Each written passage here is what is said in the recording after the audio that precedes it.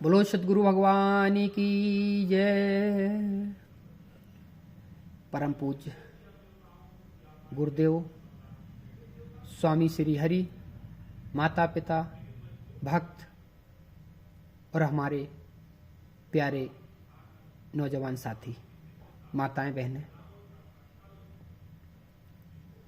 चलते हैं अपने गंतव्य श्री हरि के चरणों में। दिशा और दशा दोनों ही परमात्मा की तरफ मोड़ देते हैं। मनुष्य की नियत के ऊपर कर्म फल निर्धारित है। उसकी जैसी नियत बन जाएगी, वो जैसे ही सोचने लगेगा, वैसे ही व्यवहार करेगा, वैसे ही कर्म करेगा, वैसे ही फल बन जाएगा। कहने का मतलब मनुष्य की नियत के ऊपर कर्म फल निर्धारित हो जाता है। कर्म साकाम करे, निष्काम करे, अर्थात स्वार्थपन में कर्म करे। पर भगवान ने, जो सनातन ने, हमारे पुराणों ने, गुरुओं ने यही कहा है, भक्त को हो सके तो निष्काम भाव से कर्म करना चाहिए। क्योंकि अपना कुछ यहां है नहीं, शरीर तो अपना है नहीं, 16 गुण तो अपने है नहीं, 5 तत्व से पार्थिव शरीर ये बैठा है, ये अपना है नहीं, तो इससे किए हुए कर्मों का फल अपना नहीं है। पर हां, भगवान ने कुछ सृष्टि में प्रक्रिया बना रखी है, वो अटूट है, अरुंड है। काल चक्र बड़ा अरुंड है, बड़ा प्रबल है, बड़ा ताकतवर है। हम उसका कुछ नहीं बिगाड़ पाते। विकर्म असत्य, कपट, हिंसा, क्रूरता फैलाता है।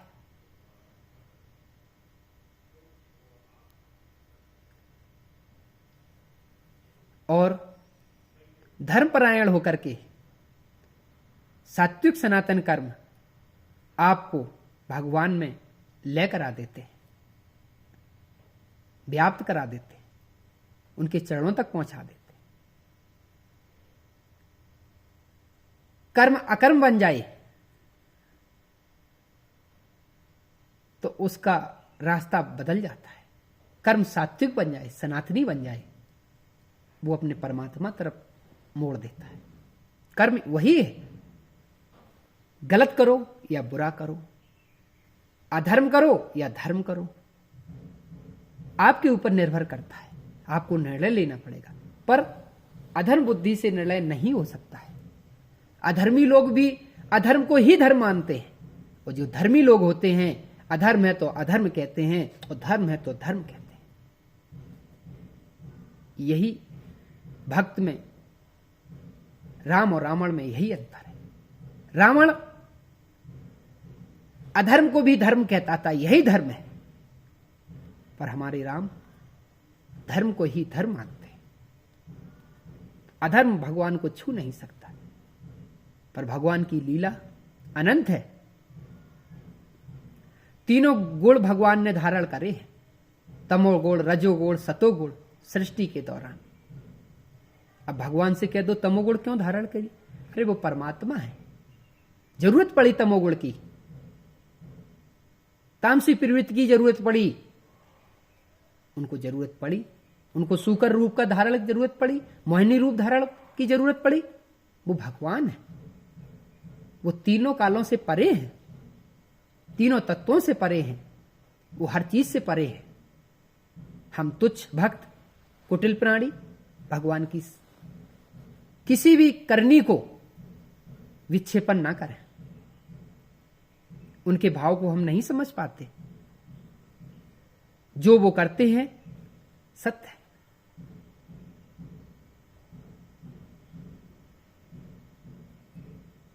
नियत कर्म के ऊपर भक्त निर्भर रहता है। जो सत्य है, नियत है, सही है, उसमें अरुण रहता है। एक ही कर्म, एक ही कर्म पुण्य बन जाता है और पाप भी बन जाता है। कर्म एक ही है, पुण्य भी बन जाता है और पाप भी बन जाता है। वो आपकी चेष्टा है, आपके भाव है, आपकी सोच है। एक ही कर्म पुण्य भी बन जाता है और पाप भी बन जाता है। जैसे एक मनुष्य ने दूसरे की हत्या कर दी, माना कि थोड़ी देर के लिए एक मनुष्य ने दूसरे मनुष्य की हत्या कर दी, पर अधर्म के बरखिलाफ वो मनुष्य किसी पर नारी को, किसी बहन बिटिया को रावण बन करके टूट पड़ा और अन्यायपूर्वक उसको नग्न अवस्था में ले जा रहा है, तो एक धर्म व्यक्ति का दायित्व बनता है कि उसको मार गिराया जाए,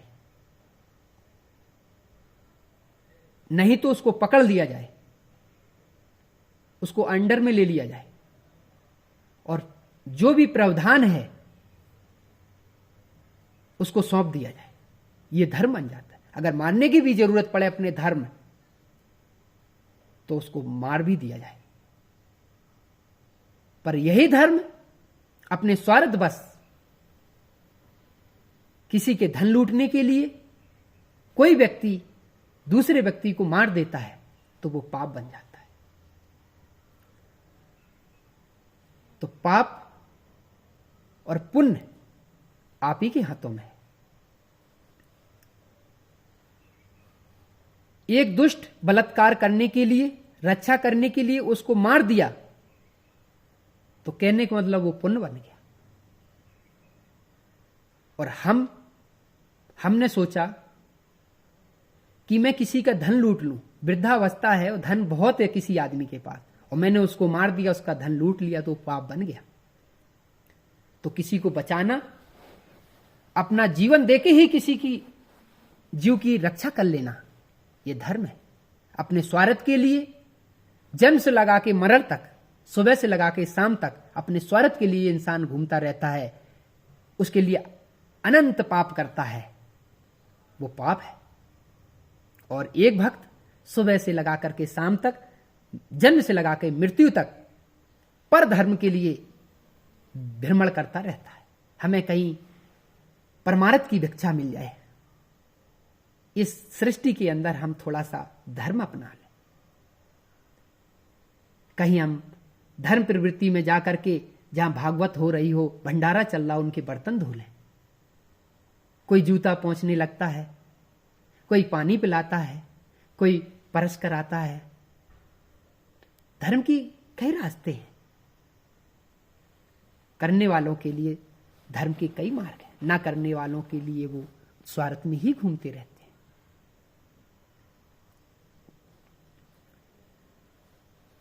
शब्द, रूप, गंध, स्पर्श, रस, कुपलें, अनादि एक, ये संसार एक सृष्टि का एक अनादि वृक्ष है।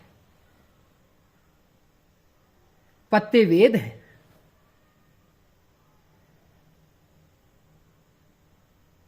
ब्रह्मा जी एक पेड़ की एक पीढ़ी है, श्री हरि जड़ है। कहने का तात्पर्य एक पेड़ उखाड़ लो और उसका उल्टा कर लो, तो जितने पत्ते हैं, टहनी हैं, ये है एक सृष्टि का स्वरूप है। ब्रह्म क्या है, हरि क्या है, ब्रह्मा विष्णु महेश क्या है, अनंत देवता क्या है, गंधर्व क्या है, पित्त क्या है, संसार के मानव क्या है, 84 लाख योनियां, भोग योनियां क्या है। ये भगवान की विराट स्वरूप की गाथा है।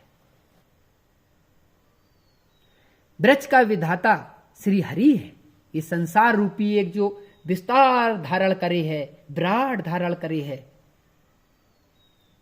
इस वृक्ष का विधाता श्री हरि ही है। हरि ही कई रूपों में अवतरित हो जाते हैं, कई भाव में प्रकट हो जाते हैं। ऐसा ध्येय मानना चाहिए।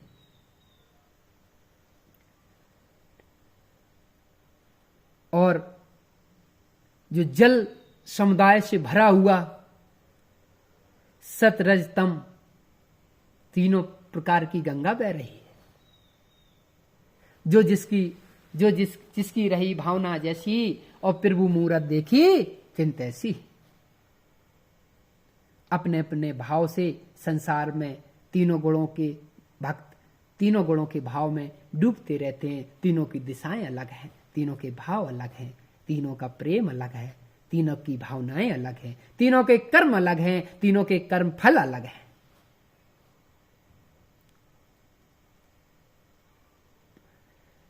सत रज तम के पानी संसारी रूपी अपने अपने नियत से सोचता रहता है।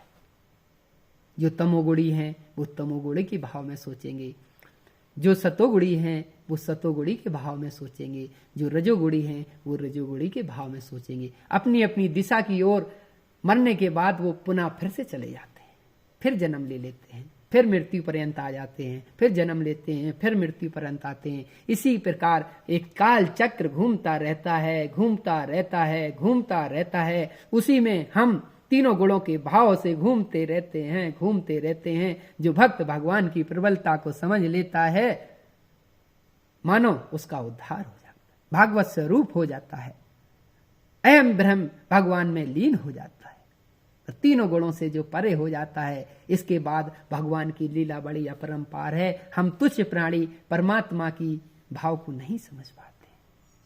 बस इतना ही है, हम तुच्छ प्राणियों को, कुटिल प्राणियों को भगवान की शब्दावली राम नाम का नाम ही मिल जाए, बस यही सबसे बड़ा धन है हमारे लिए। सभी भाइयों को, सभी भक्तगणों को, गृहस्थ आश्रमियों को मेरा सभी को प्रणाम स्वीकार करें।